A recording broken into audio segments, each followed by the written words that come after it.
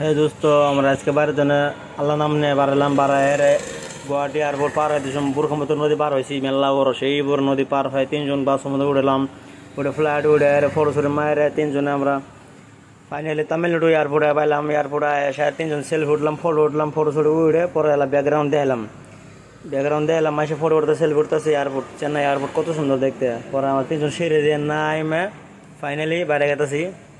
বাইরে যাই তামিলনাড়ু পাইলাম। ফাইনালি শরীফুল দন সবাইকে দেখালাম, ফটো করলাম, ভিডিও করলাম, 2-5 সেলফি উঠলাম। উঠে স্যার লাস্টে আমরা কী করলাম, ওরা দনটা মানে ঘুরে ঘুরে দিয়ে রাস্তা মরে সবাইকে দেখালাম।